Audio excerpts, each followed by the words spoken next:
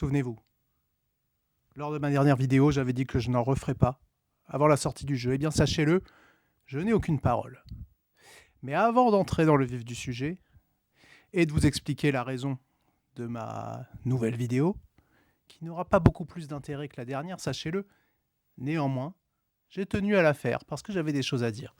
Mais avant ça, il fallait que je vous dise que ma fille m'a dit que je disais beaucoup trop de « e » en voyant ma dernière vidéo, et elle m'a dit « Papa, il faut absolument que tu écrives tes textes. » Je lui ai dit « D'accord, sache que je suis absolument opposé à cette histoire, mais pour te faire plaisir, je vais écrire des textes. »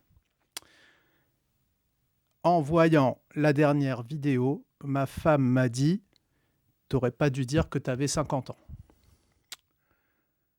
Oh, je vois pas trop le blême.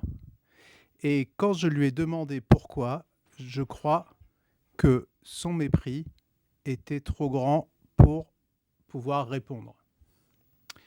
Alors, imaginez si je vous avais dit que j'étais chauve. Bah oui, car oui, c'était bien ce qu'il fallait comprendre après le bug final. Parce que oui, en plus d'avoir 50 ans, je suis chauve. Il y a écrit inspiration, donc j'inspire. Ces vidéos sont un appel à tous mes frères de la Calvasse. Alors, si en plus ils contemplaient la mort du haut de leurs 5 décennies, il n'y a pas de point. Et vous, vous en pensez quoi? J'ai bien fait de le dire ou non? Mais je ne suis pas là pour parler de moi, pas vrai? Je suis là pour parler de...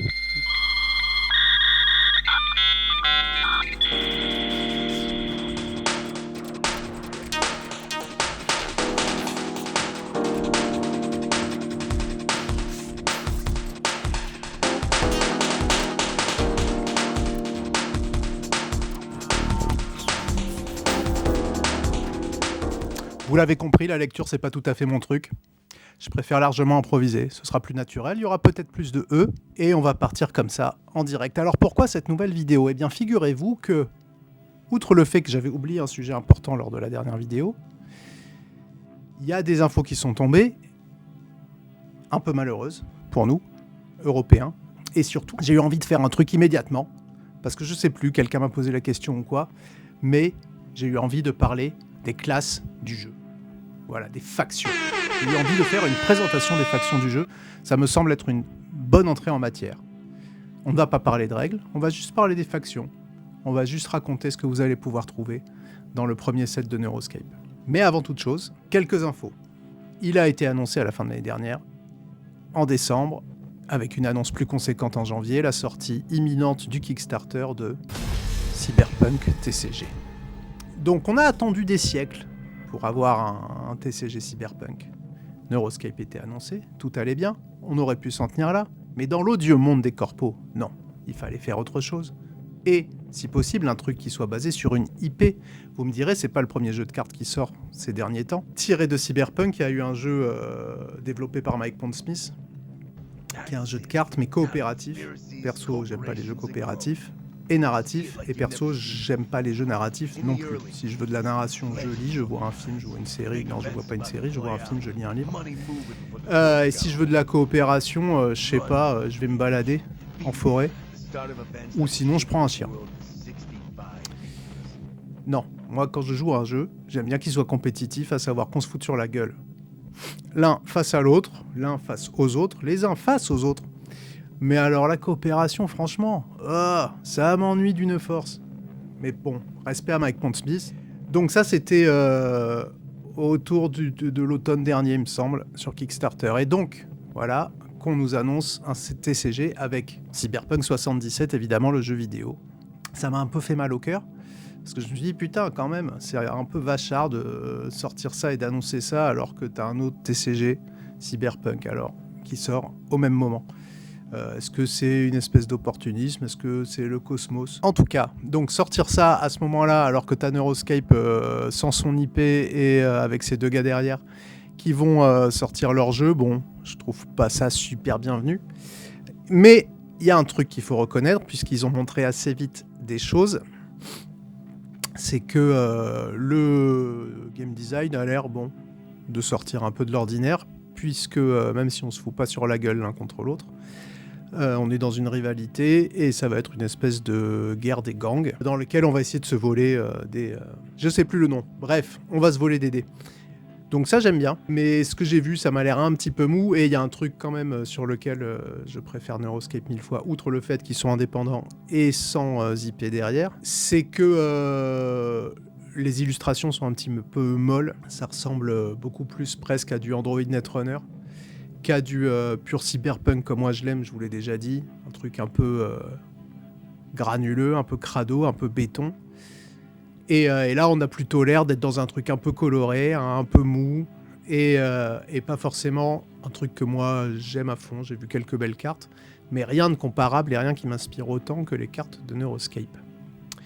Donc voilà pour ça. Cyberpunk TCG, il a déjà une putain de commu. Quand le jeu va sortir, il va y avoir du monde dessus. Il va être très bien distribué a priori.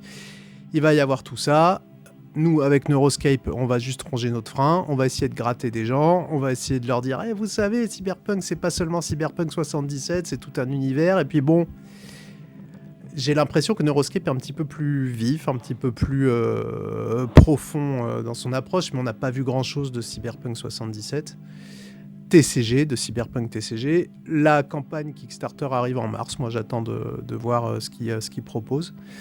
Et il y a un truc, un petit écho que j'ai eu d'un groupe de joueurs à qui j'ai appris, salut les gars, vous vous reconnaîtrez, Neuroscape chez Ludi World, qui avait joué au print and play de Cyberpunk TCG, et ils ont trouvé Neuroscape un peu plus engageant, sur à bêta comparé, quoi, vu qu'on est à peu près sur les mêmes genres de decks en ce moment, sur lesquels on joue. Donc chouette. Super. Les gars étaient plutôt convaincus par Neuroscape. Ils découvraient un peu l'univers cyberpunk, il me semble. Ils connaissaient Cyberpunk 77. Et ils étaient un peu chauds. Donc, à voir où tout ça va aller. J'espère que Cyberpunk 60 TCG va pas niquer Neuroscape, que ça va vraiment pas le tuer dans l'œuf. Déjà qu'il va falloir se battre un petit peu pour qu'il vive. Mais bon, on fera avec. En tout cas, ceux qui veulent jouer à Neuroscape joueront à Neuroscape. Et puis, on peut aussi jouer à Neuroscape et Cyberpunk TCG. Figurez-vous, ça peut arriver. Cette parenthèse refermée, je voulais aborder cette mauvaise nouvelle, bonne nouvelle et mauvaise, c'est-à-dire qu'on a une date de sortie, en tout cas de livraison du Kickstarter, et Neuroscape a annoncé sa date de sortie américaine, ce sera le 13 mars. Ça veut dire que le 13 mars, tout le monde aura été livré, ou en tout cas les boutiques auront été livrées, et de leur Kickstarter, et donc ça veut dire que le jeu arrive. Ça y est, on est sûr. Le problème, c'est que les bateaux sont arrivés très vite aux États-Unis, mais sont arrivés beaucoup moins vite en Europe, puisque en Europe, ils sont encore sur la mer, et on n'est pas prêt de les recevoir visiblement. Ils n'ont pas de date, ils ne savent pas. Si on les reçoit en mars, on peut s'estimer heureux, je pense, et si on reçoit ça plus tard, eh ben, je pense que c'est ce qui va arriver. Donc sortie officielle aux États-Unis le 13 mars, tant mieux pour eux, président de merde, et pourtant on leur fait des beaux cadeaux, bravo, il n'y a pas de justice. Nous on a un président de merde, je vais pas rentrer en politique, ça m'a passablement énervé ces derniers temps. Sachez que si l'univers du cyberpunk me plaît particulièrement dans tous ces mondes fantasy un petit peu droitard, c'est que je trouve que c'est le seul qui soit justement avec une orientation un petit peu, disons pas droitard, pour rester courtois. Et donc, vous imaginerez que ces derniers temps, j'ai un peu les nerfs et je suis un petit peu crispé. Heureusement, il y a les jeux et on peut penser à autre chose. Bref, aujourd'hui, cette vidéo, elle était surtout donc là. C'était l'idée que j'avais eue après la dernière vidéo. Elle était là pour faire une présentation des factions de Neuroscape, en tout cas les factions qui seront présentes dans le premier set baptisé Genesis. Je crois que je l'avais même pas dit. C'est pas très original comme nom de Genesis, mais bon, pourquoi pas. Le second set s'appellera Class Wars, c'est plus rigolo. On verra bien où ça va. Et donc, dans ce premier set, il y aura 6 classes dominantes, en tout cas les 6 présentes dans les starters du Kickstarter. Vous allez voir que c'est pas très précis, puisque n'ayant pas tout à fait joué à autre chose que la bêta, que les decks bêta, j'ai pas vraiment tripoté les autres. J'ai un petit peu joué sur TTS. Mais ça m'a pas permis de vraiment approfondir les archétypes qu'allaient représenter chacune des factions. Je vais donc me tenir à ce qui a été présenté sur le Kickstarter, car peut-être que vous ne l'avez pas vu. Et donc finalement, peut-être que vous êtes tombé sur Neuroscript par hasard sans être allé voir sur le Kickstarter, et que là, vous voulez savoir. Mais oui, raconte-nous ce que c'est que ces factions. On veut voir ça sur Dead Channel. Une description des factions de Neuroscape.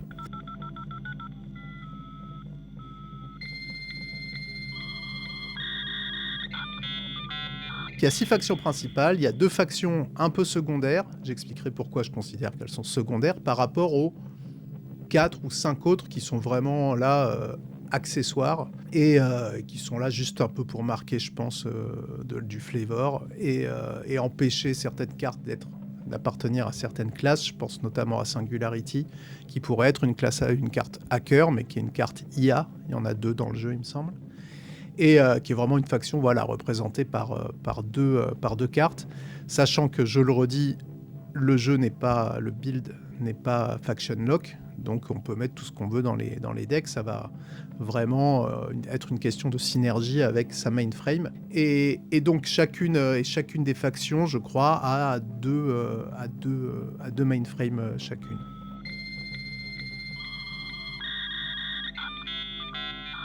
Les factions en question. On va commencer par les 2 classiques, c'est celles qui sont représentées dans les decks de démo, c'est celles qui sortiront en boutique en juillet, c'est les 2 classes classiques du cyberpunk, on va dire. On a d'un côté les cybernétiques et de l'autre côté les hackers. C'est aussi ce qui représente pas mal le jeu, puisque d'un côté les cybernétiques vont faire des dégâts rouges, des dégâts de chair, alors que les hackers vont faire des dégâts bleus, des dégâts, je sais plus comment ils s'appellent dans le jeu, mais des dégâts bleus, quoi. On comprend tout ce que c'est, des dégâts bleus contre des dégâts rouges. On attaque la chair ou on attaque le mainframe. Le deck Cyber est un deck aggro qui va vachement se reposer sur le cyberware, sur le gear, et ça va être la faction la plus à même de recevoir la cyberpsychose, puisque tout le cyberware est souvent accompagné de cyberpsychose. Ça, c'est les cybernétiques, des espèces de gros malabars avec des énormes trucs et des énormes armes et des énormes cyberimplants. Et donc, ça va casser des bouches. De l'autre côté, on a les hackers qui, eux, vont être beaucoup plus subtils, beaucoup plus contrôle. Personnellement, je préfère un petit peu. Ils vont faire des dégâts bleus et surtout utiliser des programmes, des protocoles, des trojans. Et ils vont ping jusqu'à débloquer à un moment une espèce d'énorme attaque bleue qui va ruiner le personnage en face, qui, s'il n'a pas de prévention, ne pourra rien faire face à cette espèce de hack de fou qui va lui tomber dans la gueule et dégénérer totalement son mainframe. Les deux suivantes, je vais faire par starter en fait. Ça va être Corpo contre Dustrunner. Il me semble que c'est ça. Donc les corpos, ça va être un deck archétype ramp, c'est ce qu'il présente. C'est les corpos. Donc on va gratter de la rame assez vite pour pouvoir déposer des personnages super chers qui font d'énormes dégâts et qui sont super violents. Et puis voilà, on est une corpo, quoi. On va pas faire dans la finesse, on va juste faire du pognon, à savoir de la ressource, à savoir de la rame. Et on va balancer les flics. Voilà, c'est comme ça que ça se passe quand on est les corpos. On a les flics avec nous, donc il y a il y a des persos méca. Et je crois qu'il y a un perso méca corpo, il me semble. À voir, je sortirai la carte si c'est le cas. Ou en tout cas, je vous montrerai la carte à laquelle je pense quand je pense à ça. Mais c'est une espèce d'énorme D209, bien dégueulasse, bien comme on n'aime pas. Moi, en tout cas, comme j'aime pas. J'aime pas les corpos, j'ai jamais aimé les corpos dans Netrunner. J'ai jamais aimé les corpos dans Cyberpunk. Et jamais aimé les corpos dans la vie non plus. Et donc ils sont face aux Dust Runners. Dust Runners, c'est des espèces de... Si vous êtes familier de l'univers de Cyberpunk, c'est un peu les nomades. Mais c'est des nomades qui sont un petit peu mystiques. De ce que j'ai compris, leur archétype, c'est plutôt aggro, disrupt. C'est les seuls, enfin c'est pas les seuls puisque c'est pas Faction Lock, mais en tout cas les cartes qui vont taper dans la rame adverse, à savoir niquer la rame adverse, c'est des cartes Dust Runner, donc ça dit un peu ce que fait la classe. Ils ont aussi un truc à eux qui s'appelle le Tether, je sais plus s'il y a où est-ce qu'il y a des haches et où est-ce qu'il n'y en a pas, mais qui permet de linker des personnages. J'ai l'impression que ça a l'air assez chouette comme truc. J'ai pas encore expérimenté, je sais pas. Mais donc ça va être vraiment attaque de groupe. Si vous avez joué à Magic, ça vous rappellera peut-être des trucs, mais moi perso, j'ai pas joué à Magic, je peux même pas vous donner les noms des archétypes Magic quand je vous parle de ça, alors que je suis sûr qu'il y en a, c'est évident, puisque tous ces jeux se ressemblent un petit peu à ce niveau-là en tout cas. Donc en tout cas, on va grouper des gens et puis disrupt l'adversaire et faire des attaques. C'est peut-être un peu gobelin, non? Un truc comme ça? Hein? Un peu rouge? Je sais pas. Bref. Donc ça, c'est les deux decks, les deux factions que les starters mettent l'une contre l'autre. Et les troisièmes, alors ça, c'est un peu le starter chéri pour moi parce qu'il y a vraiment deux factions que j'aime beaucoup. Alors qu'il y en a une, je l'aime sur la thématique, mais pas forcément sur le jeu. C'est vraiment la faction un peu Yugi, si j'ai bien compris. C'est les mystiques contre les trashers. Là, je vais peut-être en parler un petit peu plus longtemps parce que, en plus, donc voilà, pour les mystiques, d'avoir quand même un gameplay qui m'interpelle parce que ça va beaucoup se jouer en instant, en Swift. Ça va beaucoup se jouer en plam. Je te prépare un énorme combo de trucs que tu vas rien pouvoir faire pendant que je te le fais, et puis après, t'es mort. Donc vraiment en mode, si j'ai bien compris, pareil, j'ai jamais joué à Yu-Gi-Oh! On m'a juste raconté comment ça se jouait. Et en revanche, en jouant à Flesh and Blood, quand on voit un perso comme Kano, par exemple, on m'a déjà dit, bah, c'est un peu le perso Yu-Gi-Oh! Justement de Flesh and Blood. Bah là, j'ai l'impression que c'est un peu ça. Et le truc, c'est que c'est pas forcément le jeu que je préfère, mais en revanche, ils ont un truc, les mystiques, c'est que, outre le fait qu'ils sont mystiques, et ça j'aime bien, Parce que je suis un petit peu mystique parfois. Ouais, ça va, je suis un peu charmé parfois par le mysticisme. mais je suis pas dupe. Et pareil, c'est pas mon truc le tarot, mais quand je vois les cartes tarot qui sont dans Neuroscape, je vous en montre quelques-unes, je me dis waouh, mais je veux voir ces cartes, elles sont vraiment trop belles. J'en ai montré une à ma femme en pensant qu'elle pourrait être sensible parce qu'elle déteste les TCG. Elle déteste les TCG. Elle a failli divorcer quand j'ai commencé à jouer à Flesh and Blood, c'est dire. Mais je me suis dit, celle-ci, elle pourrait trouver ça jolie. Et bah, figurez-vous qu'elle a failli me vomir dessus. Voilà. Donc on en est là, dans la relation conjugale face au TCG. Mais moi, j'adore ces cartes. Je les trouve vraiment super belles et j'ai qu'une envie, c'est de jouer Mystique pour pouvoir jouer ces cartes. Et en plus, il y a quelques autres trucs qui m'intéressent chez les Mystiques. Donc là, c'est très contrôle et c'est contrôle avec explosion de trucs mystiques. Et les mystiques dans les starters, on les met face aux trashers. Donc les trashers, alors là, je trouve que c'est une immense réussite du jeu. C'est les métalleux de Neuroscape. Et je trouve que là, la flavor qu'ils ont réussi à foutre dans toutes les cartes de la faction est vraiment incroyable. Je trouve ça mortel. Ils ont récupéré tous les tropes qu'on peut attendre d'un deck qui tourne autour du métal et du hardcore. On a le mosh pit, on a les pogos, on a le wall of death, on a la fan qui se fait massacrer, on a le mec qui se fait piétiner, on a le groupe, je le trouve absolument dément, sachant que le trasher, donc si j'ai bien compris, c'est du aggro glass cannon, mais ce que je vois surtout, c'est que c'est une espèce d'aggro très noir dans Magic, donc qui va demander pas mal de sacrifices pour faire des trucs cons. Et ça, j'avoue que c'est un truc que j'aime bien. Le peu de fois que j'ai joué à Magic, j'ai été assez charmé par les noirs et par les bleus. Je crois que c'est un peu toxique. Et je retrouve les bleus, bah, évidemment, chez les hackers et chez les mystiques. Et je retrouve les noirs chez les trashers. Donc c'est sûr que Trasher, c'est une faction que je vais jouer. C'est sûr que Mystique, c'est une faction que je vais jouer. Et c'est sûr que Hacker, c'est une faction que je vais jouer. Les autres, on verra bien. Et donc, à côté de ces 6 factions, donc avec ces archétypes-là qui sont assez bien définis, il y a 2 factions qui sont auxiliaires parce qu'il n'y a pas de starter. Enfin, il y avait un starter pour une qui était exclusif à Kickstarter. Et l'autre, en revanche, je crois qu'il n'y a pas assez de cartes pour pouvoir faire une faction. En revanche, c'est une faction d'accompagnement. Donc la première dont je parlais, c'est les nanobots. Donc les nanobots, c'est un deck swarm. On va juste faire des putains de drones. On va inonder le board de drones et on va attaquer avec tous ces drones. Ça a l'air assez marrant, mais apparemment, c'est un petit peu fragile de ce que j'ai pu lire. Et c'est le deck qui invite à monter un deck de 255 cartes, puisque c'est la limite maximum du deck, ce qui est un peu une blague. Personne ne va mettre 255 cartes dans son deck, à part éventuellement ceux qui vont monter un deck Swarm avec 255 drones dans leur putain de deck. Bon, c'est des decks un peu janky, un peu même. Et ce sera peut-être rigolo à jouer, mais je suis pas sûr que ce soit le truc le plus amusant à jouer, ni même à combattre. Et le deuxième, alors ça, je dois dire que c'est encore un point fort. Figurez-vous qu'il y a plein de points forts dans ce jeu. Je veux dire, je suis pas tombé dans ce jeu par hasard, et j'en parle pas avec autant de passion par hasard, c'est que ils ont quand même mis le doigt sur certains trucs, moi, qui me parlent intimement. Et notamment cette dernière faction dont je vais parler, c'est Wonderland. Donc Wonderland, c'est une micro-faction, donc il y a seulement quelques cartes de Wonderland.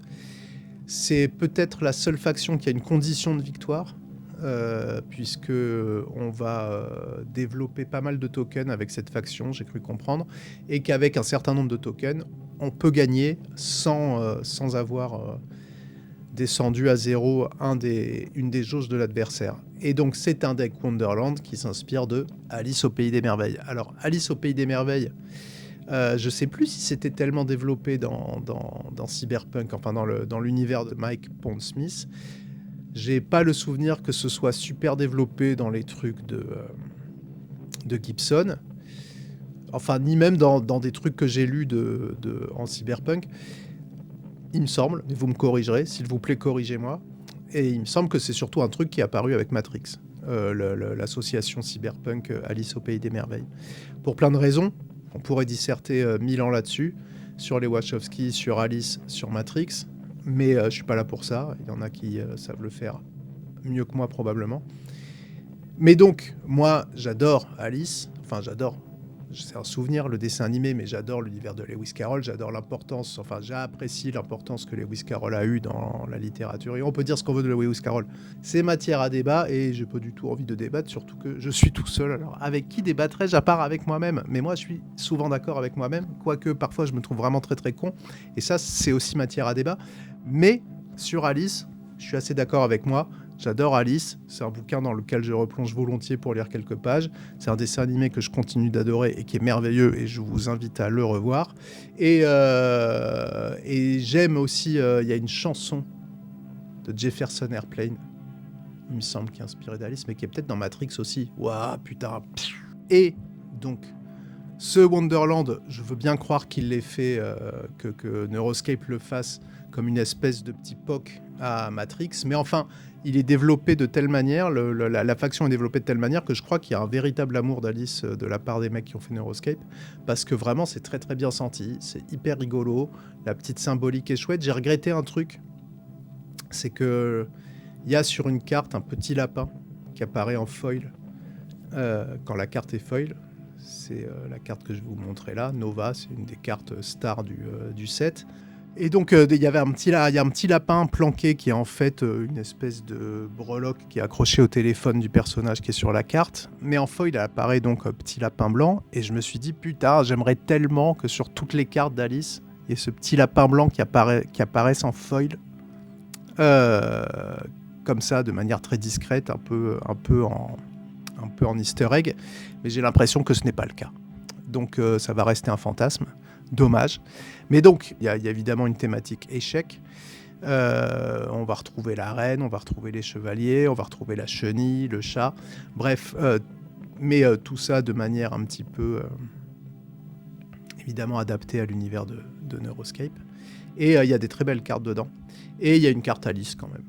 puisqu'il faut la nommer. Donc voilà, ça on a 6 factions, donc plus 2 annexes, et donc à côté de ça, il y a une carte qui est une raveuse. Il y a une classe, une faction raver. Waouh, c'est génial.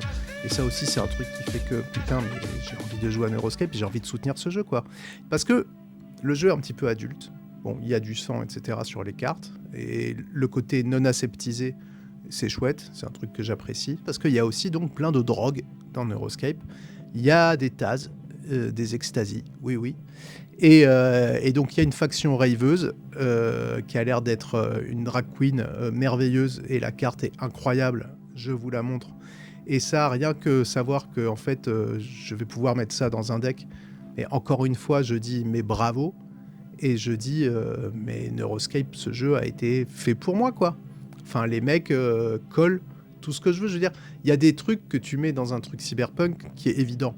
Ok, on parlait des cybernétiques, on parlait des hackers, etc.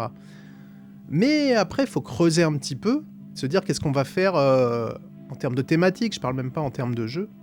De game design, qu'est-ce qu'on va faire en termes de thématique et qu'est-ce qu'on va mettre comme truc dans le jeu qui va faire que quoi, bah on est dans un univers cyberpunk dans lequel on est bien, quoi, et qui sans sortir de l'ordinaire, en tout cas creuse un petit peu et va gratter là où on va pas forcément gratter dans un premier temps, on va aller un peu sous la première couche.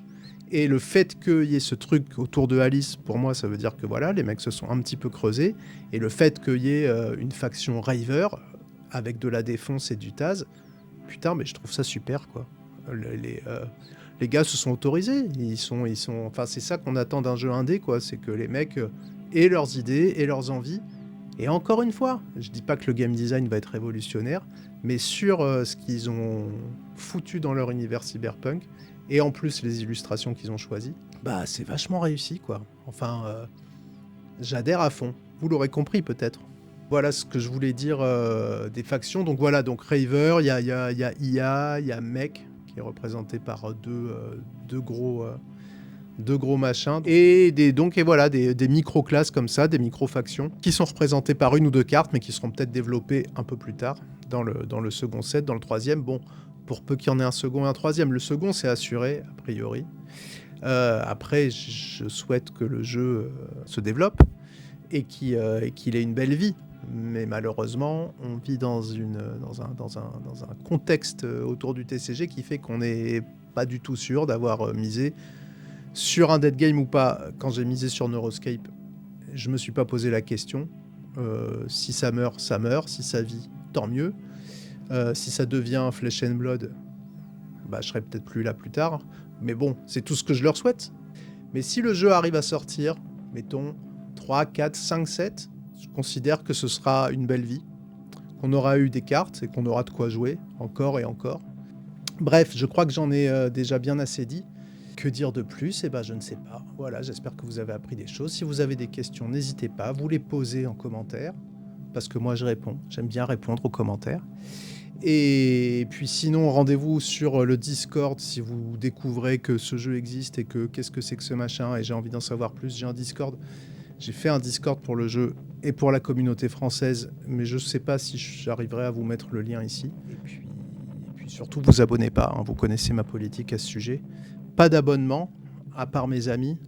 Et non, évidemment, abonnez-vous si vous voulez des nouvelles de Neuroscape en France, puisque pour l'instant, je suis le seul à en donner. Va falloir me supporter. Je vous dis donc à la prochaine fois. Et vous voyez, je crois pas que j'ai dit trop de E cette fois. Et promis, la prochaine fois, je vous raconte moins ma vie. Mais avouez, cette petite introduction avec de la lecture, c'était quand même hyper gênant. Et il faut que ce soit absolument une marque de fabrique de cette chaîne, parce que sinon, hein, sans gênance, on va pas faire de YouTube sans gênance. Sinon, ça sert à quoi ? Vous m'imaginez ? À faire une espèce de vignette hyper sûr de moi, hyper ouais les gars, ouh. Vous voyez ces vignettes ? Qui est dupe de ces vignettes ? J'aimerais savoir, est-ce que vous êtes dupe de ces vignettes ? Quand vous voyez ces vignettes là, qui font des mecs trop heureux et trop contents et trop fiers d'eux là, est-ce que vous vous dites ces mecs, putain, j'aimerais primo être comme eux, deuxio, putain, c'est vrai qu'ils ont l'air trop heureux à faire leur truc, quoi, avec leur putain de sponsor de merde et leur publicité de merde. J'espère que vous verrez jamais de publicité sur cette chaîne. Jamais. Et si ça arrive, je ferai tout pour qu'il n'y en ait pas. Et je dirai des gros mots, et je dirai des trucs politiques, et je dirai des trucs juste pour qu'il n'y ait pas de pub. Et comptez pas sur moi pour faire des vignettes où j'aurai l'air trop heureux. Parce que je le suis jamais. Sauf quand je fais des vidéos comme ça. Et que je fais de la post-production de fou. Et que je pense à Neuroscape. Ça me rend très heureux.